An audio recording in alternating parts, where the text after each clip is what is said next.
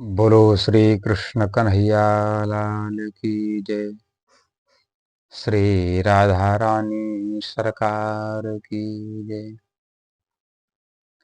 वराहपीडं नटोर्वपु कर्णयो कर्णिकारं बिभ्रत्वासः कनककपिशं वैजयन्तीं च मालाम् रन्ध्रानुवेणुरधरसुधया पूरयन् गोपवृन्दै बृंदारण्यं स्वपदरमणं प्राविशत गीतकीर्ति। वे परात्पर पूर्ण ब्रह्म परमात्मा नटवर का वेश बना करके गाय को चराते हुए पीतांबर पहने हुए उनके पूरे शरीर पर गाय का चरण रज पड़ा हुआ है। उनके करणमंडल के पास कनेर का फूल सुशोभायमान है।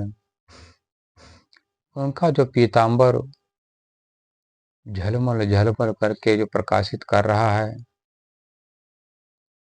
वही परमात्मा आनंद कंद सच्चिदानंद कृष्ण के दर्शन करने के लिए माता ब्रह्म विद्या तपस्या क्या करती हैं। वह ब्रह्म विद्या परमात्मा के ही स्वरूप कही जाती हैं और परमात्मा के प्रेम के बिना अपने आप को शून्य सा समझ करके परमात्मा की तपस्या साधना भजन भक्ति किया करती हैं। एक बार की बात है, एक बहुत बीहड़ जंगल था। उस जंगल में 12 वर्ष की एक युवती स्त्री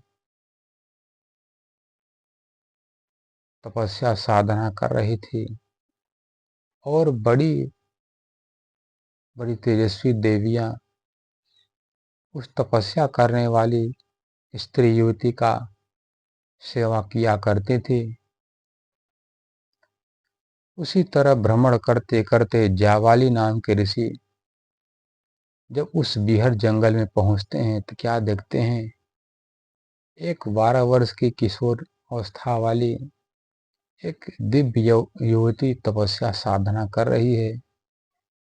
उसके चरण की सेवा बहुत सी स्त्रियां कर रही हैं। कोई चरण दबा रही हैं, कोई सर दबा रही हैं, कोई फूलों की माला पहना रही हैं, कोई रास्ते में फूल बिछा रही हैं,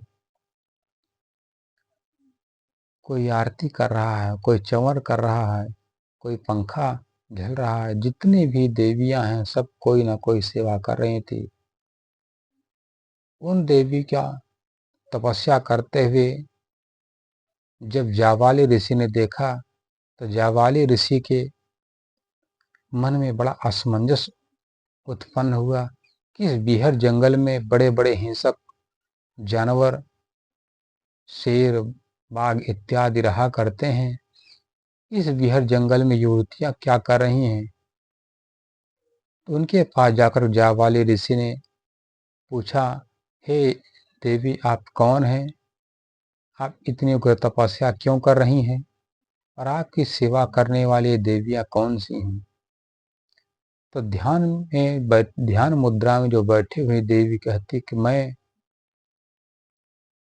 वो आत्म तत्व की बात बतलाने वाली परमात्मा जो परब्रह्म है, उनसे साक्ष उनसे मिलन कराने वाली, उनसे साक्षात्कार कराने वाले मैं विद्याओं की भी मैं महारानी में ब्रह्म विद्या हूँ।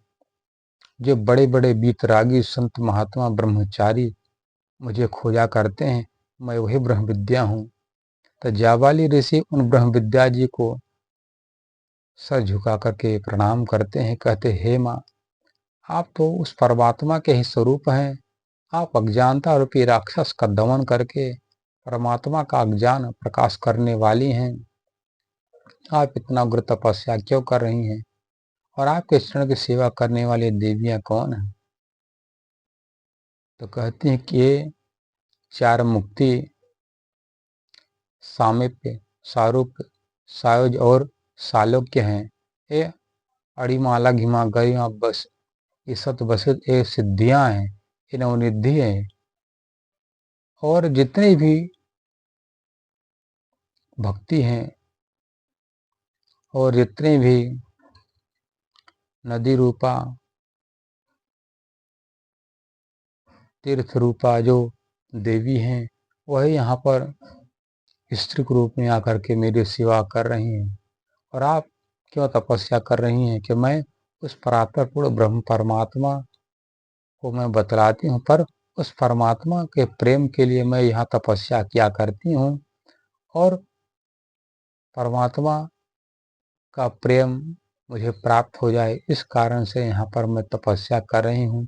क्योंकि जब 28वां कलयुग में साक्षात अक्षरातीत विजयाभिनंदन निष्कलंक बुद्ध कल की अवतार श्री प्राणनाथ के रूप में परब्रह्म आएंगे, उनके उनके परम धाम से जो विद्या ब्रह्म विद्या प्रकट होगी, मैं उनका दर्शन करने के लिए मैं यहाँ पर तपस्या कर रही हूँ।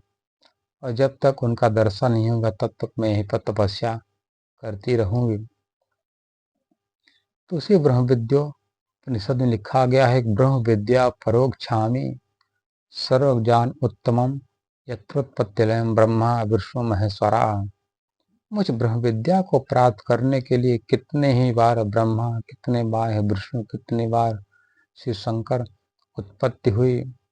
और मुझे खोजते खोजते, मेरे मालिक को खोजते खोजते उनकी मृत्यु हो गई, पर न मुझे प्राप्त कर सके, न मेरे मालिक परमात्मा अनादि अक्षरातीत कृष्ण को ही प्राप्त कर सके। क्योंकि जब तक परमात्मा अक्षरातीत इस धरा धाम में आए नहीं है, उनको पहचान कराने वाली, उनको प्राप्त कराने वाली जो विद्या है वो ब्रह्म विद्या, वो तारतम मंत्र है, वो स्वसम वेद है। उस परमात्मा का जो ज्ञान बतलाते हैं, उसी द्वारा उस परमात्मा का साक्षात्कार होता है।